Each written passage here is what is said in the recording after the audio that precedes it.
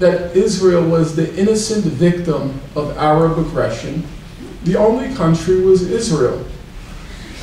No, it's true. Even the American delegate, at that time a fellow named Arthur Goldberg, even the American delegate, his position was, the official American position, was that both sides were responsible for the escalation of hostilities.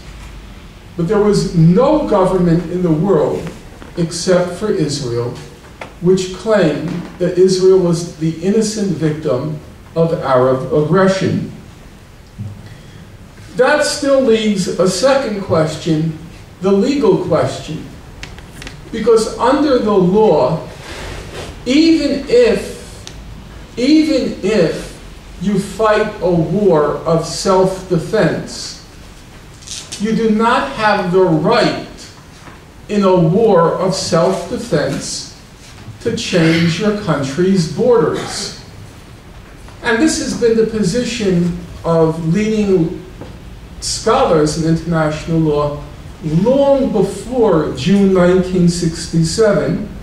For those of you who know the field, Ian Brownlee, Robert Jennings, R.C. Bowett, the leading figures.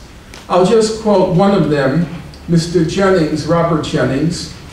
He said, "It would be a strange law of self-defense that permitted the defender, in the course of his defense, to seize and keep the resources and territory of the attacker." Is that strange? That you should, in the name of self-defense, be able or have the right to appropriate the territory or resources of the country that attacked you. And that's the current position of all leading scholars and the current position of the United Nations General Assembly. After the June War, as I said, there was the meeting of the General Assembly, and the Secretary General, a very good Secretary General, he was actually the only decent Secretary General the United Nations has ever had, namely Holt from then Burma, very decent guy.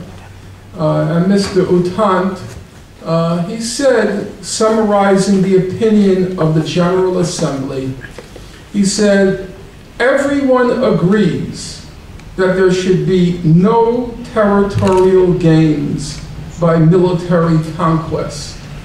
Everybody agrees, no territorial gains by military conquest. During the General Assembly debate, there was a lot of difference of opinion. Some people, some countries said, Israel has to withdraw from all the territories without any reaction or without any statements by the Arab countries. It had to be unconditional.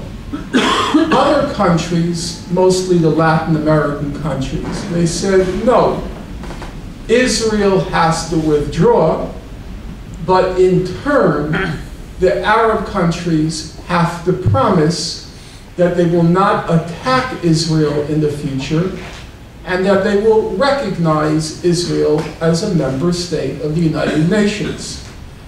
But nobody, or I should say no state, except for Israel, claimed that it had the right to keep territory. There was agreement. There has to be full withdrawal. The only debate was, does full withdrawal have to come with Arab recognition of Israel and Arab commitments not to attack Israel in the future? And that's been the position of the General Assembly. Most of you should know, for future reference, the UN Resolution 242.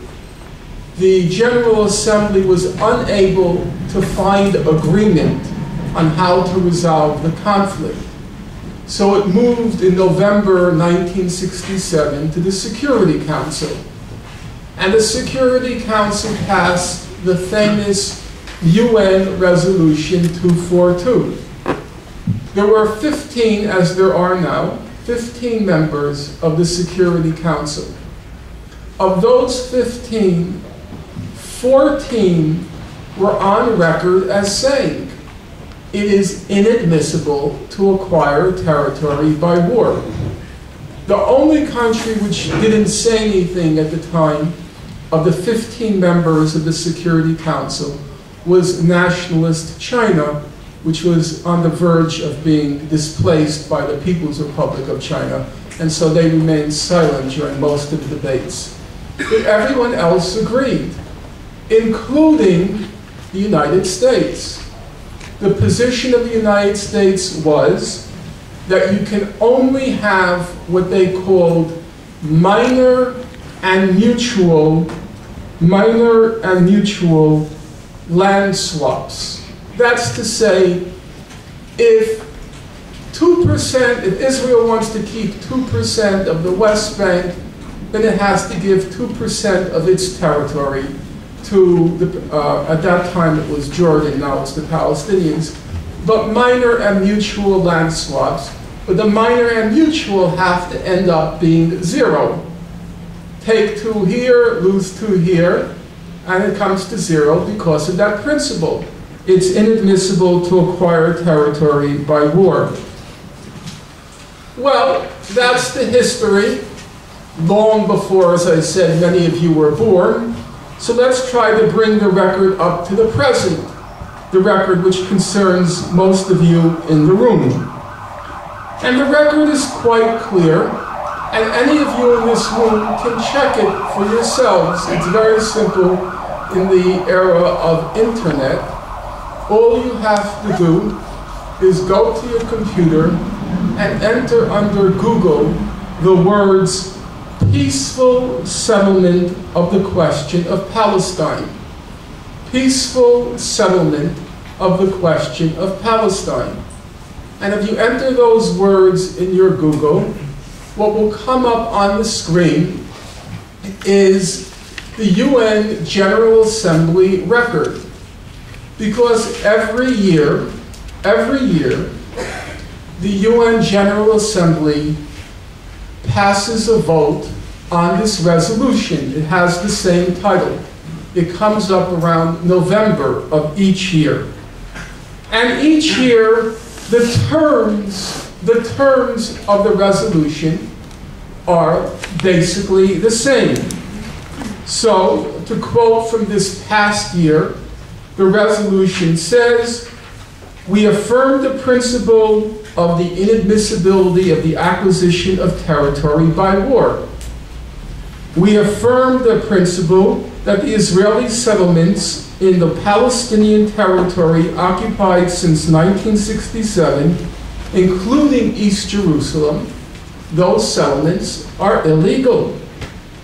We stress the need for the withdrawal of Israel from the Palestinian territory occupied since 1967, including East Jerusalem, because East Jerusalem was also conquered during the June '67 war.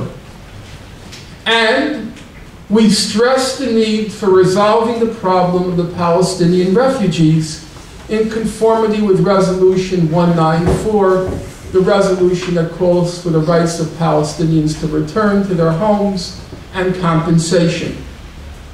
That's the resolution. What's most interesting is the vote. Because remember, the question of borders, the question of East Jerusalem, the question of settlements, and the question of refugees, those are considered the most controversial issues on the Israel-Palestine conflict. They're called the final status issues because it's said that they are so complicated, so controversial, that we have to put them off to the last stage of negotiations. Because if we begin negotiations with them, we're told, they are so complicated that the negotiations will break down. Well, now you have to judge for yourself. You have to use your own minds, your own independent minds, and decide for yourself whether these issues are really controversial.